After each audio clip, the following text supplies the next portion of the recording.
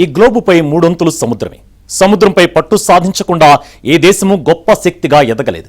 ఈ విషయాన్ని స్వయంగా ప్రధాని మోదీయే చెప్పారు.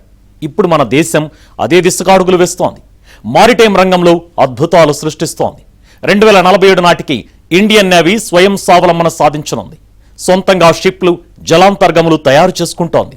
హిందూ మహాసముద్రంపై పట్టు సాధించబోతోంది.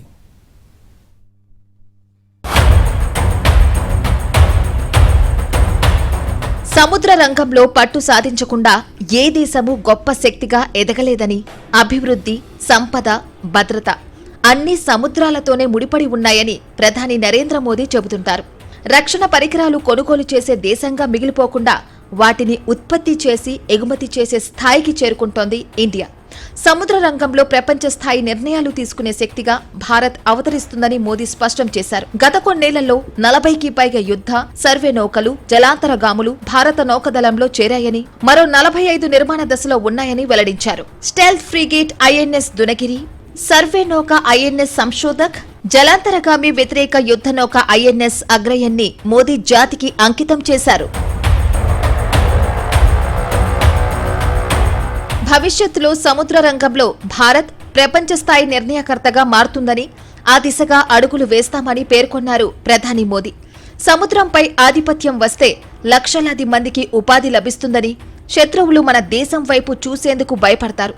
మనం వీక్గా ఉండడం వల్లే గతంలో 26/11 ముంబై దాడులు జరిగాయి.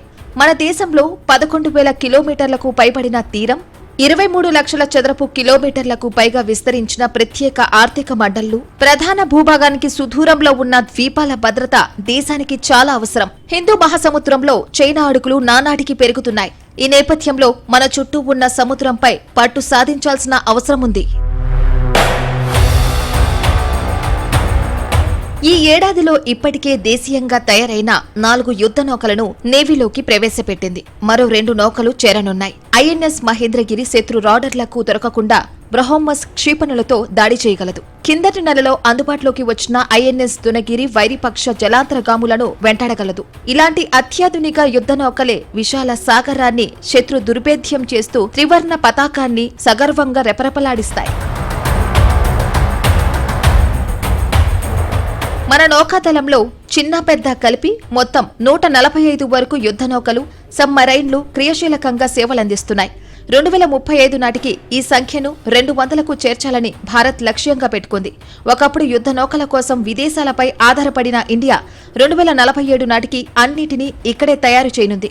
ప్రస్తుతం యుద్ధ నౌకల్లో 75% పైగా స్వదేశీ పరికరాలనే వాడుతున్నారు. వాటి వినియోగాన్ని మరింత ప్రోత్సహించేందుకు ప్రత్యేక యూనిట్లు నెలకొల్పారు. రక్షణ రంగంలో స్వావలంబనకు, తద్వారా స్థానిక పరిశ్రమలు ఊతం లభించనుంది. ప్రస్తుతం ఇండియా ప్రతి 40 రోజులకు ఒక స్వదేశీ యుద్ధ నౌకను లేదా జలాంతరగామిని నౌకాదళంలోకి తెస్తుంటే, చైనా 2-3 వారాల్లోనే ఒకదాన్ని తయారు చేస్తోంది. హిందూ మహాసముద్రం పరిధిలోని దేశాల పోర్ట్లను చైనా ఇప్పటికే తన గుప్పెట్లోకి తెచ్చుకుంది. ఆ దేశ జలాంతరగాములు, గూఢాచార నౌకలు నిరంతరం హిందూ మహాసముద్రంలో తిరుగుతున్నాయి. ఇది భారత్కు ఎప్పటికైనా ముప్పేనంటున్నారు నిపుణులు. తన నేవీని ఆధునీకరించుకునేందుకు చైనాపై ఆధారపడుతోంది పాకిస్తాన్. అంటే అది సముద్రంలోనూ పక్కలో బల్లెంగా తయారవుతుందన్నమాట. సముద్ర జలాల గుండా మాదక ద్రవ్యాల స్మగ్లింగ్, అక్రమ చేపల వేట, పైరేట్స్ విజృంభణ, వనరుల దోపిడీ వంటివి ఇటీవల కాలంలో ఎక్కువయ్యాయి. అందుకే సముద్రంపై భారత్ మరింత సాధికారత సాధించాలంటున్నారు విశ్లేషకులు.